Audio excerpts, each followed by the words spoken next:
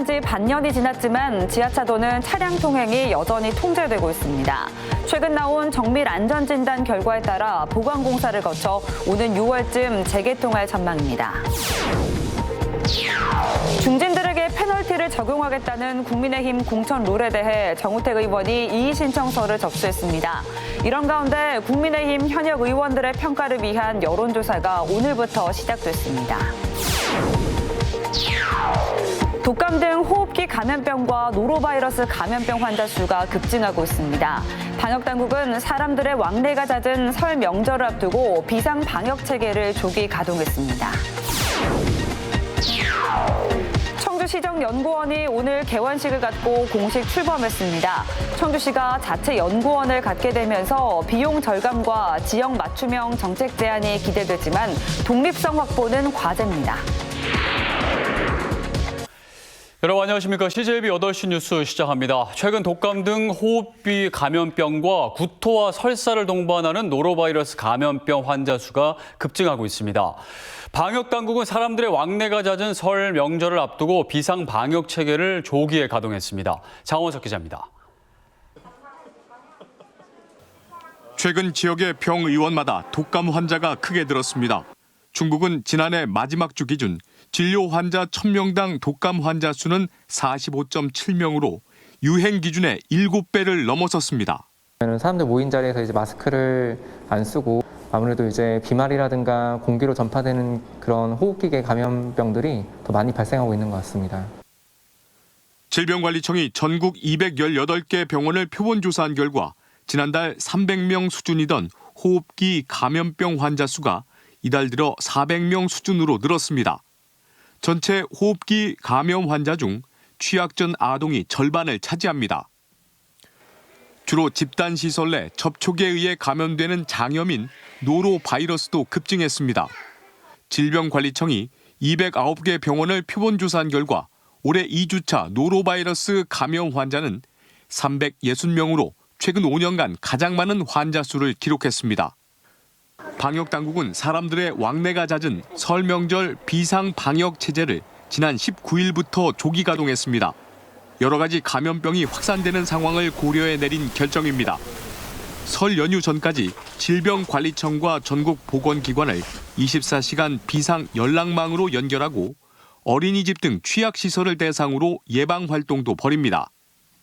24시간 비상방역 체계를 유지하고자 합니다. 어르신들께는 코로나19 예방접종을 권장하여 드리고 있습니다. 방역당국은 호흡기와 노로바이러스 예방을 위해 손 씻기와 익혀 먹기 등 개인 위생과 음식 섭취에 각별한 주의를 당부했습니다. CJB 장원석입니다. 지난해 여름 오송 궁평이 지하차도가 물에 잠겨 14명이 숨지는 참사가 발생한 지 어느덧 반년이 지났는데요.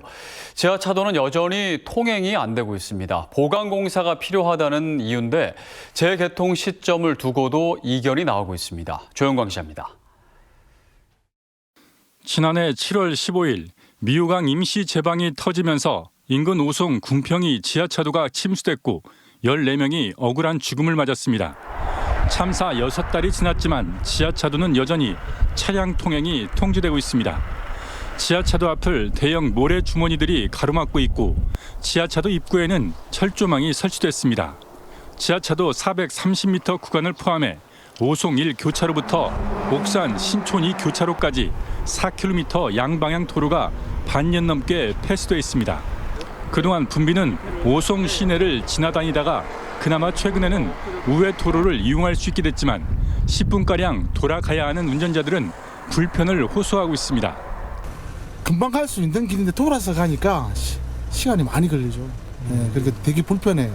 출퇴근 시간도 그렇고 평상시에도 그렇고 그리고 이게 지금 사건 발생된 게 7월 달에 그랬는데 이게 해를 넘겨서 지금 한 6개월 동안 이거를 못 열 이유가 없지 않나.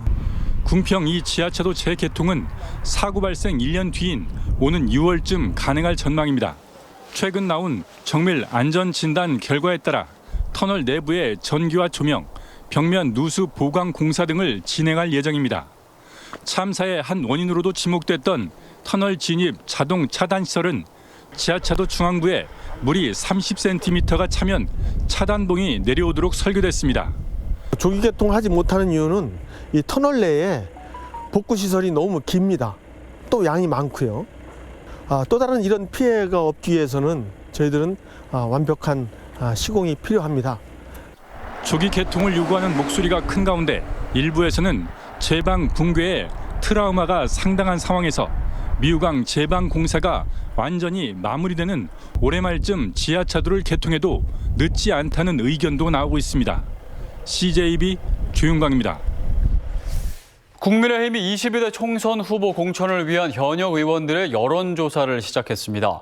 충청권 11명의 의원 중 3명은 여론조사가 포함된 당의 심사에서 낮은 점수를 기록할 경우 컷오프되거나 페널티를 적용받을 수 있는데요. 중진들에게 페널티를 적용하겠다는 당내 공천 룰에 정우택 의원이 이의 신청서를 접수했습니다. 이태영 기자입니다. 지난주 국민의힘 공천관리위원회는 동일 지역구 3선 이상의 현역 의원들에게 경선 득표율의 15%를 감산하겠다고 밝혔습니다. 중진들에게 경선 문턱을 높이겠다는 뜻으로 충북 지역에서는 정우택, 이종배, 박덕흠 3명의 의원이 이에 해당합니다. 이 가운데 정우택 의원이 이의를 제기했습니다. 청주 상당에서 3선을 지낸 정 의원은 지난 2014년 청주청원 통합에 따른 선거구 개편이 있었던 만큼 자신은 동일 지역구 조건에 해당되지 않는다고 주장했고 공관위에 이의 신청서를 접수했습니다. 박덕흠 의원도 20대 총선에서 괴산군이 편입되며 정 의원과 비슷한 상황에 놓였지만 인적 쇄신을 위한 당의 입장을 수용하겠다고 밝혔습니다. 그 정도로도 어렵다면 그것은 국민들한테 지지를 못 받는 거기 때문에 겸허히 수용한다 이런 입장을 항상 얘기를 했는데 한편 국민의힘 현역 의원들의 평가를 위한 여론조사가 오늘부터 시작됐습니다. 충북 지역 현역 의원들은 문자 메시지 등을 통해 여론조사 전화가 걸려오면 이를 놓치지 말고 지지해달라는 글을 발송하고 있습니다. 충청권 11명 국민의힘 현역 의원들 중 여론조사, 당무감사 등을 토대로 한 평가에서 가장 낮은 점수를 받은 한 명은 자동 컷오프됩니다.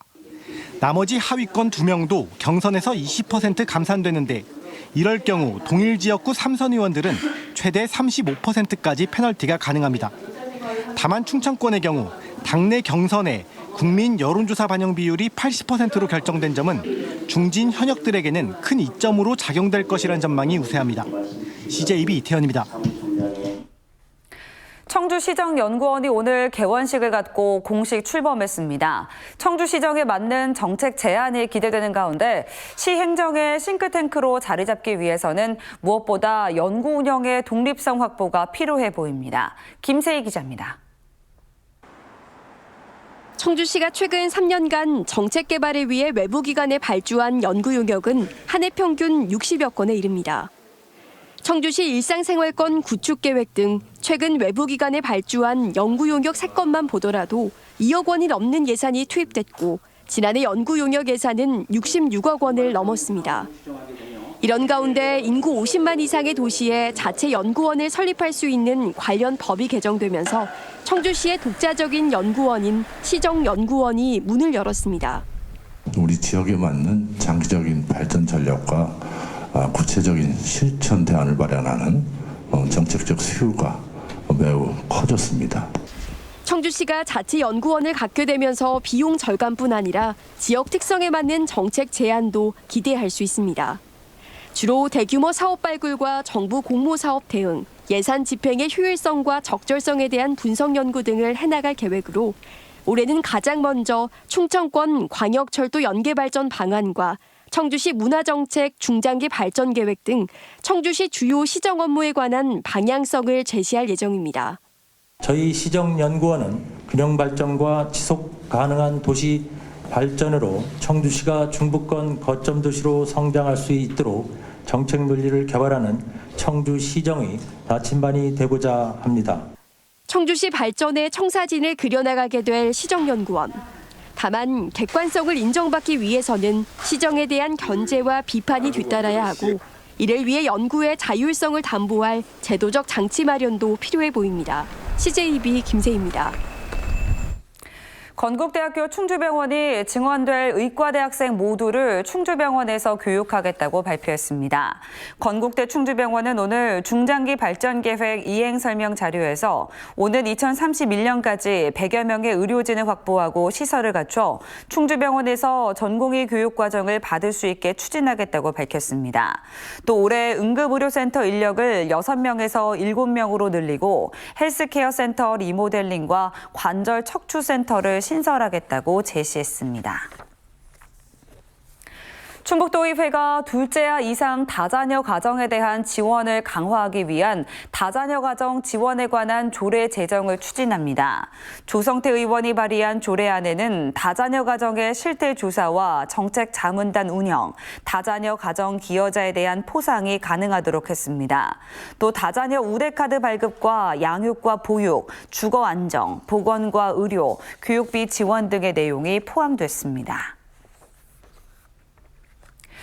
제천의 한 마을 주민들이 숯공장 연기로 건강권을 침해받고 있다며 집단행동에 나섰습니다. 하지만 숯공장은 25년간 합법적으로 영업해왔다며 당혹스럽다는 입장인데요. 안정은 기자가 취재했습니다. 연기가 바람 따라 쉴 새 없이 피어오릅니다. 참숯 공장이 자리한 제천시 백운면 모정마을입니다. 마을 주민들이 최근 연기 때문에 못 살겠다며 집단행동을 자처했습니다. 시청에 몇 년째 민원을 제기했지만 해결은커녕 공장 가동이 지속돼 중장비로 공장 입구를 막아선 겁니다. 저희 주민들은 나무 소진 다 될 때까지 또 똑같은 상황으로 연기와 일산화탄소 등 유독가스를 마셔야 된다는 이런 상황이 계속 진행이 되는 겁니다. 숯가마 공장은 난감하다는 입장입니다. 25년 전 원주민 동의를 얻어 합법적으로 영업하고 있고 집진기까지 가동 중인데 이제 와서 못하게 막는다는 겁니다. 설치 의무는 아니지만 주민들의 요구대로 공해 저감 장치까지 고려해봤는데 현실적으로 불가능하다고 말합니다. 물을 이제 계속 쏴서 연기를 잡아준다고는 하는데 이게 그냥 하수도에 버려버리면 폐기물인데 시설에서 이제 폐기물 처리를 해야 되는데 저희가 이제 버는 것보다 폐기물 처리 비용이 더 많이 나오는 거죠. 해당 숯공장의 가마 용적은 80세제곱미터로 대기환경보전법 규제 대상인 150세제곱미터에 못 미치는 상황. 제천시는 주민과 숯공장 간 중재할 수 있는 방법이 현실적으로 없다며 민원 발생 시 업체의 작업량이나 작업 시간을 조정하도록 권고할 수밖에 없다는 입장입니다. 주민 건강권과 업체 생존권을 두고 불편한 대립이 계속되는 가운데 주민들은 집단 행동에 이어 법정 투쟁까지 고려하고 있다고 밝혔습니다. CJB 안정은입니다.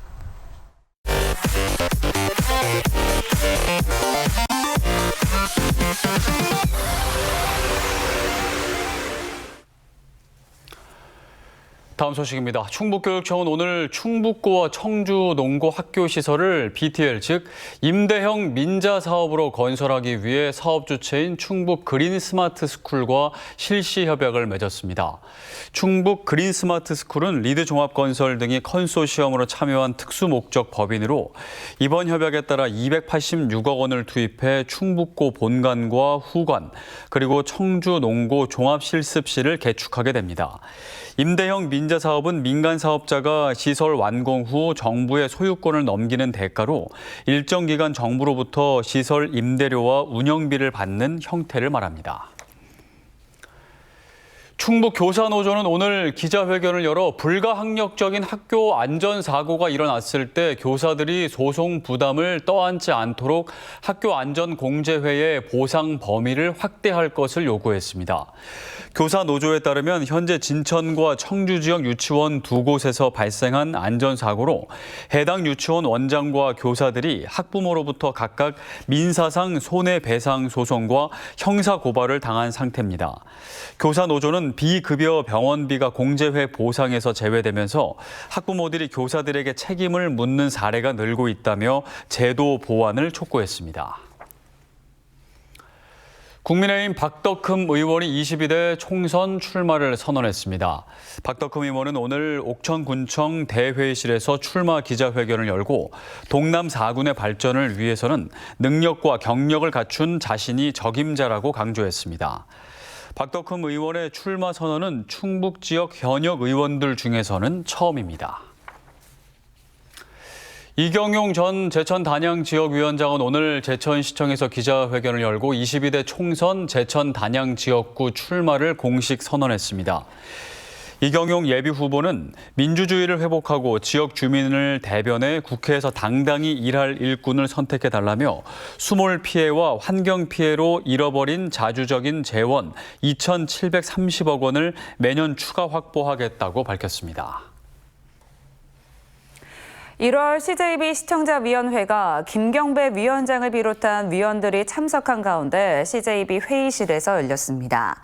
CJB 시청자위원들은 오는 4월 22대 총선을 앞두고 도민의 선택에 실질적인 도움이 될 수 있는 지역의제 발굴이 필요하다고 입을 모았습니다.